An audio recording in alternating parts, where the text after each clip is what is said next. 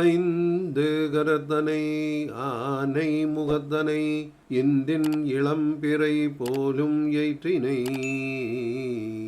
நந்தி மகந்தனை ஞான கொழுந்தினை புந்தியில் வைத்தடி போற்றுகின்றேனே. அபார கருணா சிந்தும் ஞானதம் சாந்தரூபிணம் ஸ்ரீ சந்திரசேகரகுரும் பிரணதோஸ்மி முதான்பகம். அருவமும் உருவமாகி அநாதியாய் பலவாய் ஒன்றாய் பிரம்மமாய் நின்ற ஜோதி பிழம்பதோர் மேனியாகி கருணை கோர் முகங்களாரும் கரங்கள் 12 கொண்டே ஒரு திருமுருகன் வந்து ஆங்குதித்தனன் உலகமுய்ய. ஸ்ரீ குருப்யோ நமக. அன்பர்களுக்கு நமஸ்காரம். நாம் அருணகிரி கண்ட அழகன் என்ற தலைப்பில் கந்தர் அலங்காரம் பாடலும் விளக்கமும் பார்த்து கொண்டு வருகிறோம். அந்த வரிசையில் இன்று நாம் பார்க்க போவது 40வது பாடலும் அதன் விளக்கமும், அடுத்து 41வது பாடலும் அதன் விளக்கமும். இந்த 40வது பாடல் என்பது ரொம்ப முக்கியமான ஒரு பாடல்.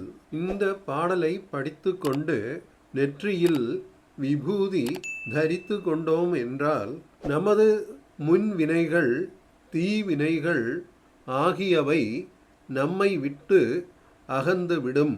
ஏன் என்றால் இதில் அவன் கால்பட்ட அழிந்ததிங்கு என் தலைமேல் அயன் கையெழுத்தே என்று அருணகிரிநாத பெருமான் சொல்கிறார். அதாவது நமது தலையில் அயன் என்கின்ற பிரம்மதேவரால் எழுதப்பட்ட நம்முடைய தலையெழுத்து அந்த எம்பெருமான் முருகனாரின் திருவடிகள் பட்டவுடன் அழிந்து போகும் என்பது இதன் பொருளாகும். பாடல் 40. செயல்பட்டழிந்தது செந்தூர் வயற்பொழில் தேங்கடம்பின்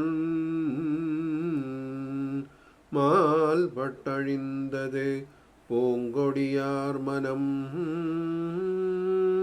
மாமயிலோன் வேல்பட்டழிந்தது வேலையும் சூரனும் வெற்பும் அவன் கால் பட்டழிந்ததிங்கென் தலைமேலையன் கையெழுத்தே. இந்த பாடலுக்கான விளக்கம். திருச்செந்தூரில் உள்ள கழனிகள் சேல் என்னும் மீன்கள் குதித்து திரிவதனால் அழிந்து போயின. மலர்கொடி போல் உள்ள பெண்களின் மனமானது சோலையில் உள்ள இனிமையான கடப்ப மலர் மாலையின் விருப்பம் உண்டாகி அழிந்து போயிற்று. கடலும் சூரபன்மனும் கிரௌஞ்ச மலையும் பெருமை தாங்கிய மயில் வாகனத்தையுடைய முருகக் கடவுளது வேலாயுதமானது படுதலால் அழிந்து போயின. இவ்வுலகில் அடியேனுடைய தலைமேல் எழுதியுள்ளது பிரம்மதேவனுடைய கை எழுத்தானது அவன் கால்பட்டு அழிந்தது. அக்கந்தவேளுடைய திருவடிபட்டு அழிந்து போயிற்று என்பதாகும். அடுத்து வருவது பாடல் 41. பாலேகனைய மொழியார்தம் இன்பத்தை பற்றி என்றும் மாலே கொண்டு உய்யும் வகை அறியேன் மலர் தாழ் தருவாய் காலே மிக உண்டு காலே இல்லாத கணபணத்தில் மேலே துயில் கொள்ளும் மாலோன் மருகா செவ்வேலவனே.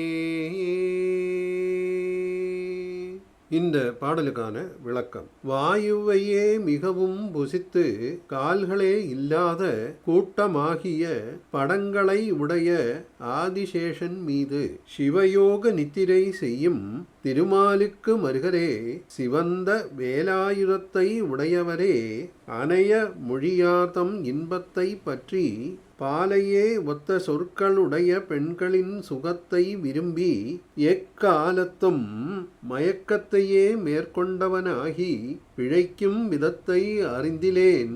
ஆதலால் தேவரீருடைய செம்மலர் நோன்றாட் கமலங்களை தந்தருள்வீர். இத்துடன் இந்த பதிவை முடித்துக் கொள்கிறேன். மீண்டும் மற்றுமொரு பதிவில் சந்திக்கும் வரை வணக்கம் கூறி விடை பெறுவது உங்கள் கணேஷ். உருவாய் அருவாய் உளதாய் இலதாய் மருவாய் மலராய் மணியாய் ஒளியாய் கருவாய் உயிராய் கதியாய் விதியாய் குருவாய் வருவாய் அருள்வாய் குகனே.